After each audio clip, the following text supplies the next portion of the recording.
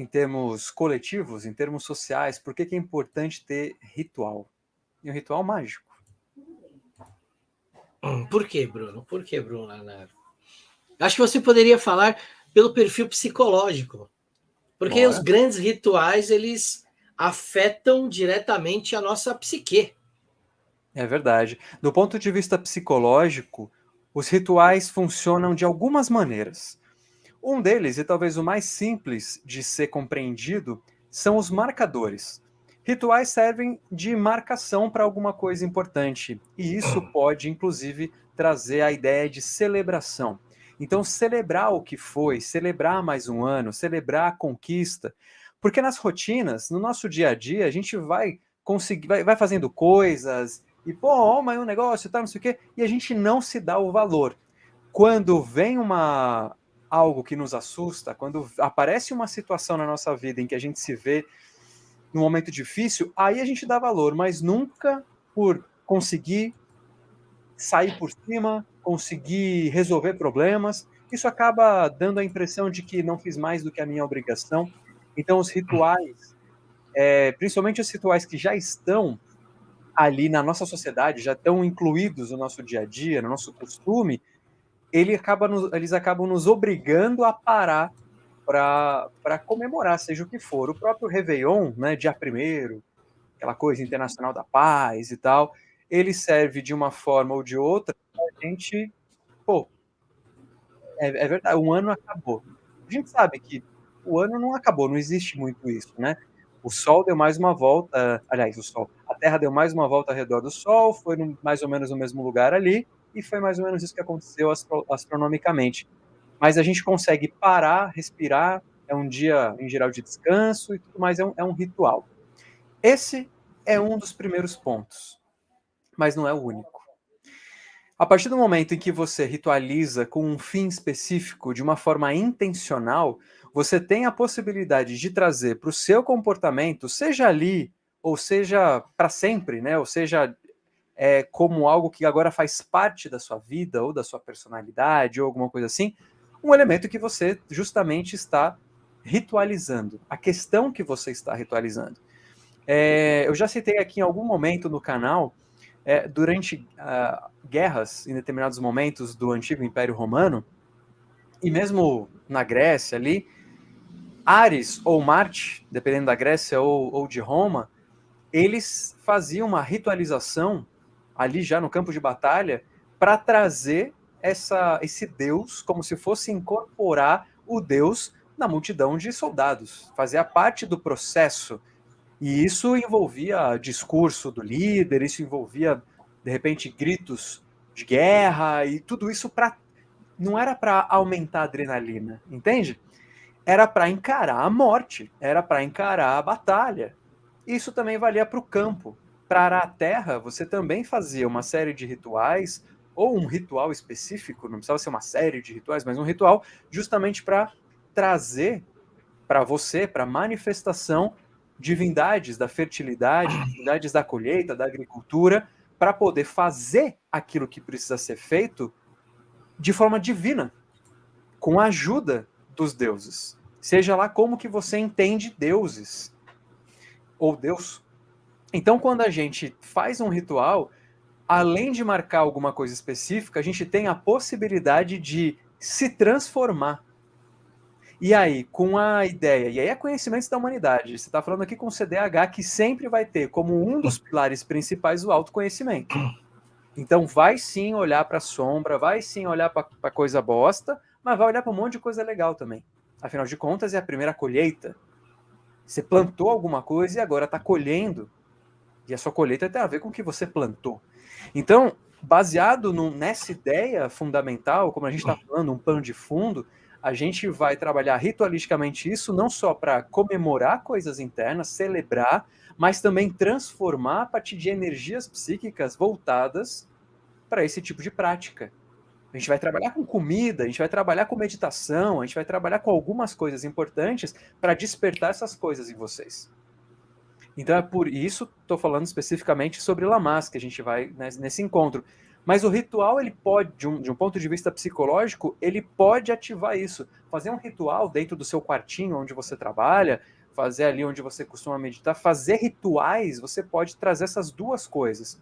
Inclusive, decretar que aquele espaço de trabalho mágico, por exemplo, do ponto de vista psicológico, ele vai ser preenchido com essa atmosfera. Toda vez que você entrar nesse lugar, você decretou, através desse ritual, que você não vai ficar pensando em coisas profanas, que você não vai se distrair, que você vai estar ali para trabalhar. Lembra da guerra?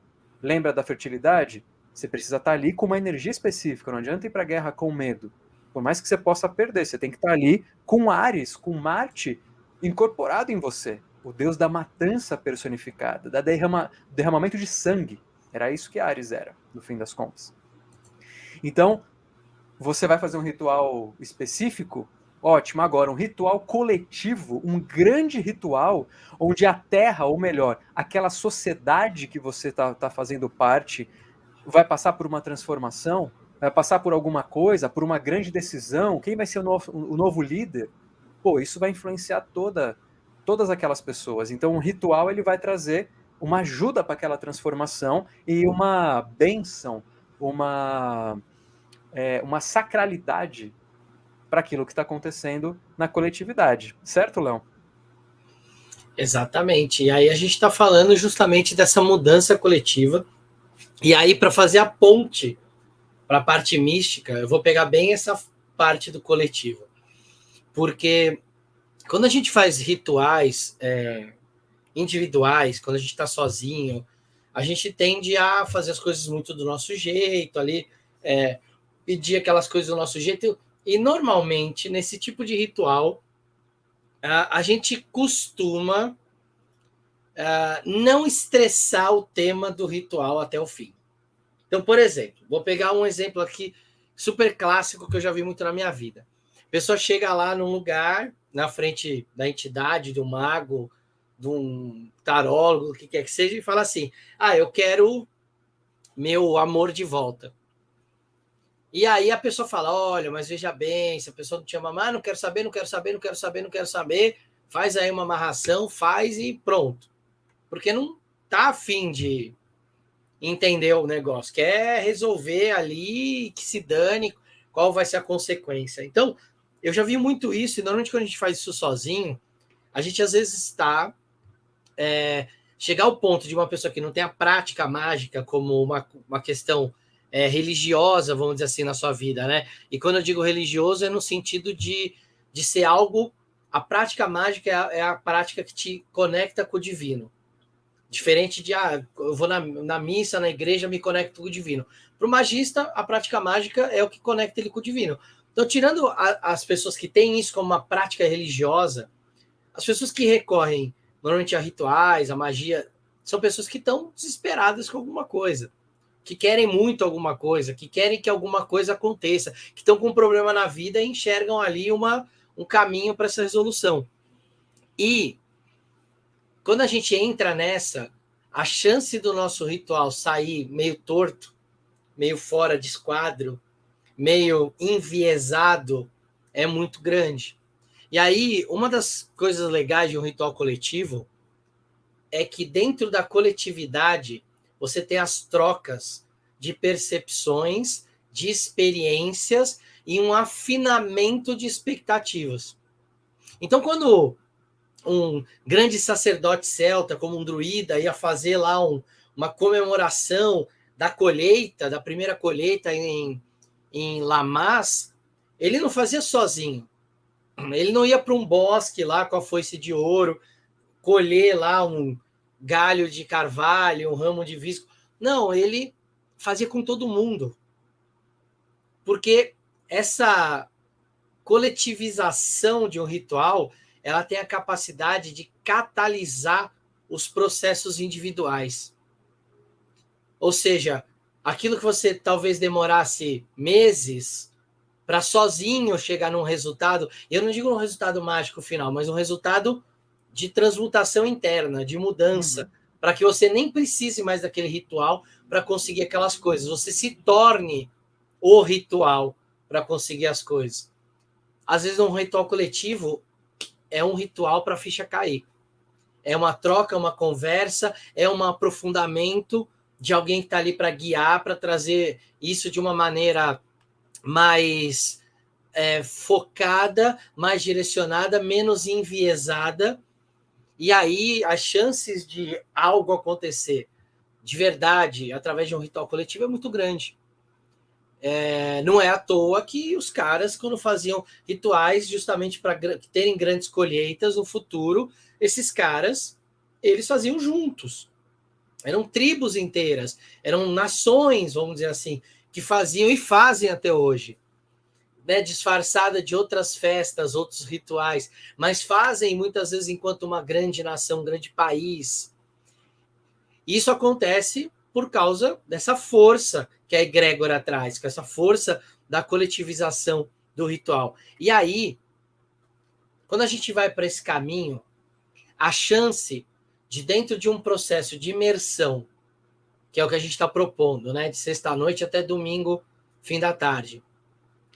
Quando você pega um processo desse de imersão, você está com a sua mente focada para isso, trabalhando para isso, tudo focando naquilo, a chance de você ter uma experiência que saia só do nível emocional e mental e que transcenda isso é muito mais forte. A possibilidade disso acontecer, e digo isso sem o uso de nenhuma substância, que catalisa esse tipo de processo, porque eu sempre fui a favor de treinar, de nos treinarmos para fazermos isso sem as substâncias. Não condeno quem faz uso, condeno quem faz uso exagerado e não sabe por que está fazendo o uso, como qualquer coisa na vida, mas sempre a gente prega aqui no canal essa questão de autoconhecimento e que através do autoconhecimento você consegue atingir esses estados alterados de consciência que podem te levar a uma experiência mística. Então, existe uma potencialização através de uma imersão e de uma vivência de um ritual imersivo, uma capacidade muito grande. E não sou só eu que estou falando isso, porque a gente vai fazer isso no fim de semana em fevereiro. Mas quando você pega as grandes ordens iniciáticas, os rituais de iniciação são coletivos. Os rituais de subida de grau são coletivos. Rituais mágicos da ordem coletivos. No máximo, ou no mínimo, era ali um casal que fazia essa coisa do casamento alquímico, como a gente vê em algumas ordens modernas e por exemplo, na alquimia. Mas a maioria das ordens, a maioria dos lugares, a maioria das coisas, os rituais são coletivos, como nossos ancestrais faziam. O xamã não fazia um ritual sozinho, era um ritual coletivo. A Reca no Egito não era um ritual sozinho, era um ritual mágico coletivo. Então a gente tem histórias de rituais coletivos ao longo da humanidade, rituais esses que trouxeram, traduzidos em livros, em pergaminhos, em grimórios, em histórias, em ordens iniciáticas, experiências místicas que essas pessoas viveram e puderam experienciar e depois contar essa experiência. Então existe uma... Quando a gente fala de grandes rituais, como é o tema dessa live, a gente está falando não de um ritual que você vai ficar um ano fazendo sozinho, construindo coisas e pegando e usando etapas por causa de momentos astronômicos. Ok, isso é um grande ritual. Pega um Abramelin, fica 1 ano e meio fazendo ritual, é um grande ritual. Mas quando a gente está falando de grandes rituais, muito mais do que um ritual desse, é um ritual coletivo. É um ritual de participação coletiva para aceleração de processos individuais. Processos, como o Bruno falou, de transmutação emocional, mental, de mudança de vida e também mudança espiritual. Uma reconexão.